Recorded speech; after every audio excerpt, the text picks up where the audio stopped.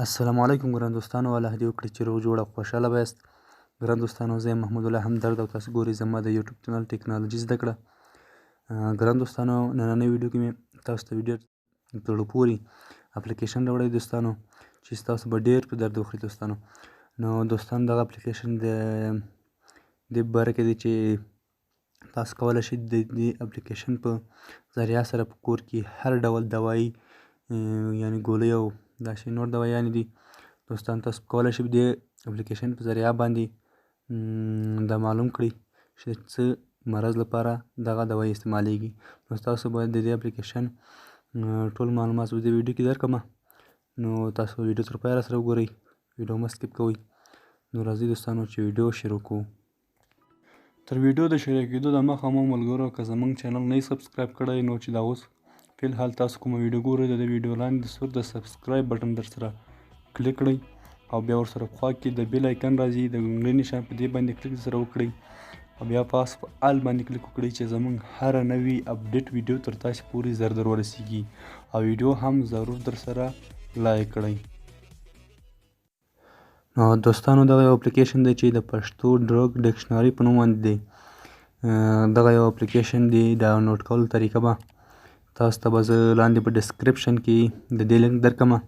له هغه ځای څخه تاسو په ډېر اسانۍ سره ډاونلوډ کولی شئ او که تاسو غواړئ چې له هغه ځای څخه ډاونلوډ نه کړئ، که تاسو ته ونه شئ ډاونلوډ کولی نو تاسو ته ما لاندې په ډسکرپشن کې د ټليګرام چینل لینک هم درکړی وي. په ټليګرام چینل کې به تاسو ورته ولیکئ پښتو ډرګ ډکشنري، هغلته به تاسو له هغه ځای څخه ډاونلوډ کړئ دوستانو. نو دوستانو، راځئ چې دغه اوپن کړو. د دې طریقه تاسو زه وښیم چې دغه د دوا سره کوم ته نوم ورکړو. دا به تاسو دوا خپل نوم به نه ورکوئ، تاسو به د دوا فارموله به ورکوئ دوستانو. نو تاسو ته زه ویډیو ښیم، تصویرونه هم درته ښیم. نو ملګرو، اپلیکیشن اوپن کوو.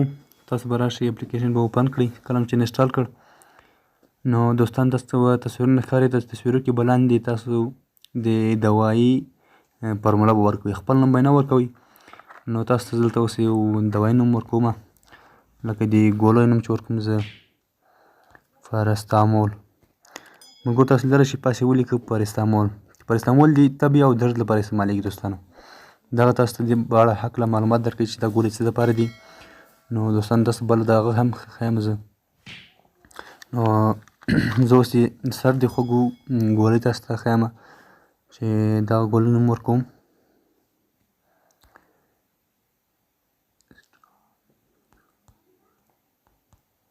نو ملګرو، تاسو لیدلی شئ دغه د اکسټرا ګولۍ دي، د دماغ او طاقت لپاره استعمالیږي.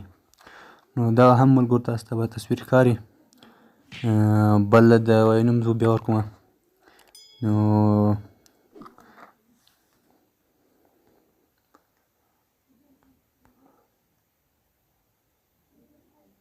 بیټ.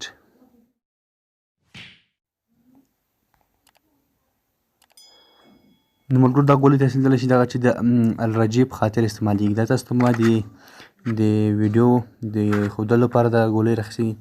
نو تاسو ته یو ډبۍ ګولۍ بله هم ښیم.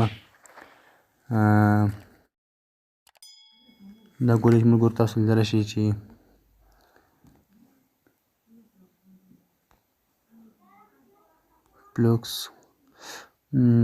پلوکسټین ده که ملګرو، دغه د پریشانۍ یعنې خفګان لپاره ګولۍ دا استعمالیږي دوستانو. که تاسو کوم ګولۍ نه پوهېږئ یا شربت او شونې نه پوهېږئ نو تاسو ته به لاندې فارموله لیکل سوي فارموله نوم ورکوئ نو تاسو ته به دغه دوا په هکله معلومات درکوي چې دا د دغه مرض لپاره استعمالیږي.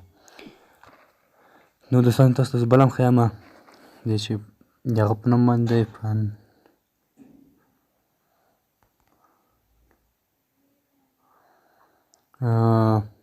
فانټوفرازول.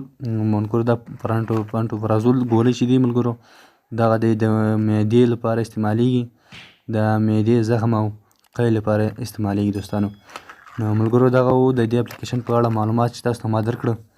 نو هیله لرم ملګرو چې دغه اپلیکیشن مو خوښ شوی نو د نورو ملګرو سره هم شیر کړئ، ځکه به هغوی به هم دغه ستونزه لري چې هغوی هم څه ګټه ترې واخلي. نو دوستانو، تر بل ویډیو پورې په الله سپارم. د خدای په امان.